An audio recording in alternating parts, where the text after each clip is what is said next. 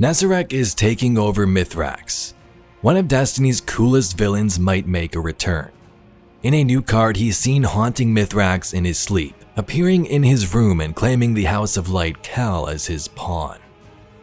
As the final god of pain feeds off of Mithrax's fear and drains his life with this curse of Nezarec, what does this mean for the future of this character? Will he emerge once more? The version we encountered in Lightfall was nothing compared to his true power. Welcome Guardians, let's take a look at some new lore. My memory will never extinguish. In your calmest moments, your deepest slumber, you will remember me, Guardian.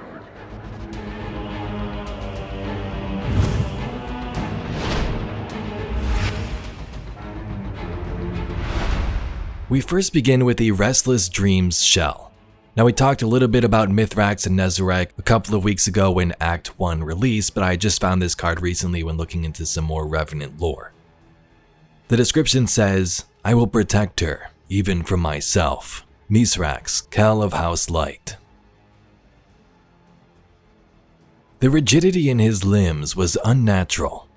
His breathing was short, quickened as his eyes searched the dark room. Any attempt to crane his neck was impossible. The paralysis had sunk deep into his bones. He sensed a presence. It was a subtle thing, barely noticeable, but Mithrax knew. He tried to speak, but his mandibles did not budge. The darkness in the room breathed. Mithrax strained his eyes to peer towards the edge of the blankets he'd been using as a temporary bedding during the development of the Paralysis core. Rays of moonlight from a nearby window allowed him to spot the gnarled fingers of a shadowed hand curl up and rip into the fabric. A chill accompanied its agonizingly slow ascension up his body, tendrils dancing wildly off its twitching figure. A chorus of whispers rose into a symphony. The entity lifted its head to reveal a ring of eyes. Pawn, its voice echoed within him. Kell of demise, of fear. Intrusive flashes took over his mind. Fire, burning buildings, screaming Elixni.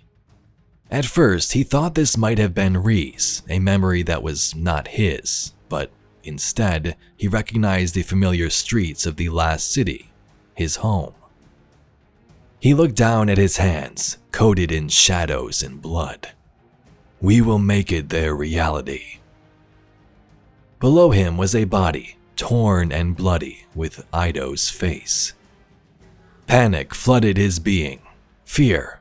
A mouth grew on the creature's form, icy breath and rows of sharp teeth dripping with black sludge.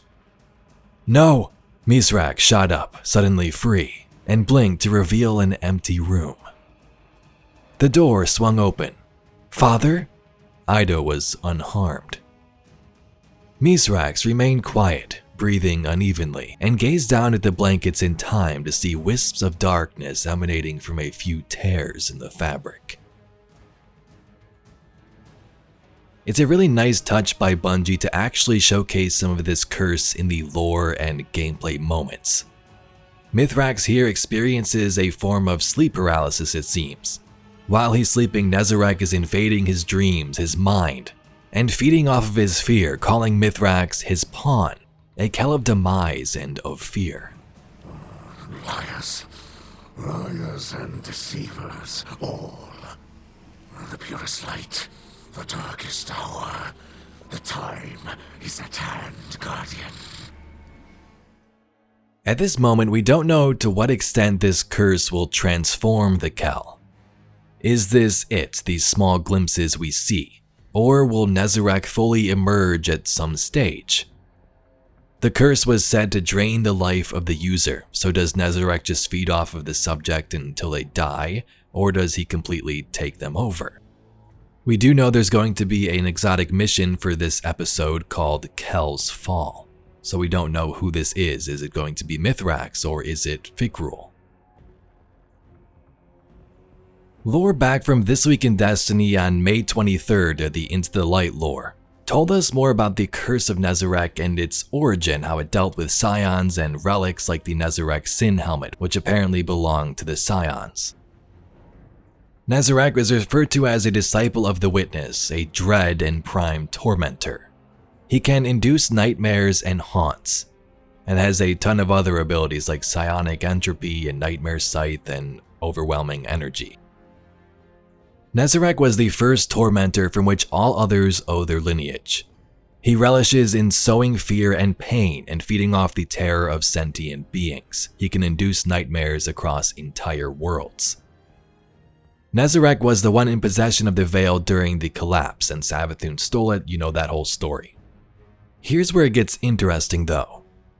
An old scion exotic relic known as Nezarec Sin has long found its home among warlock operatives. The helmet has known many owners throughout the years, all of whom have perished under mysterious circumstances, been rendered comatose, or have since relinquished their possessions of the helm to another owner. The helm is currently believed to be in possession of the Guardian. Mithrax Kell of House Light is currently afflicted with Nezarec's curse despite Nezarec being destroyed. This occurred when the Kell led an effort to recover Nezarec's scattered remains. He then siphoned the corruptive elements into himself in order to save Osiris.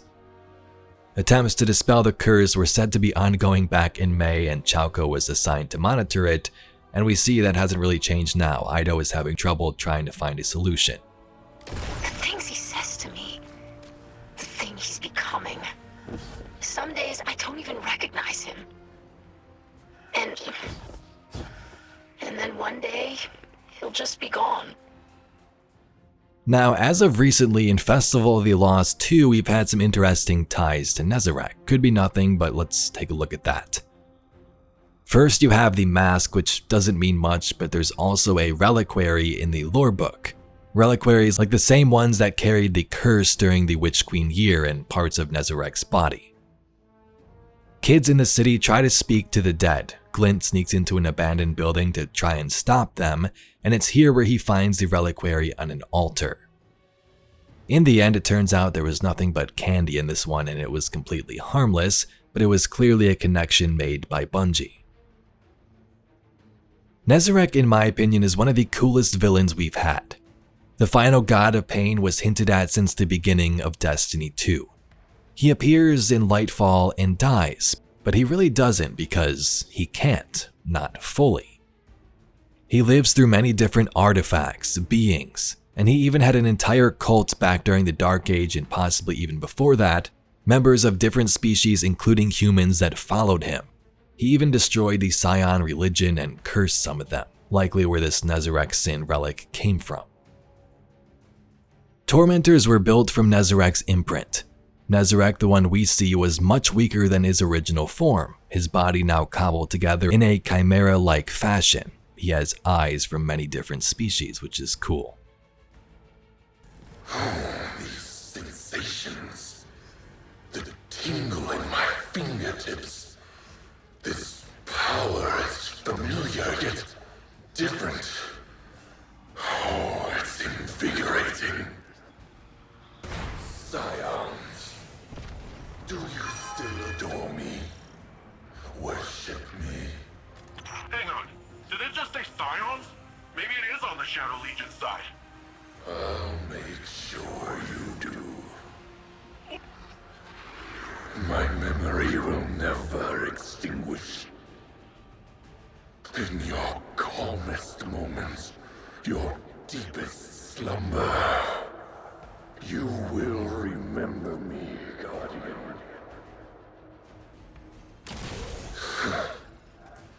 Line after line of circuitry, beckoning corruption. Breathe deep. Be thankful I can do no more than this. As I've gathered, there was barely anything left of me for the witness to collect.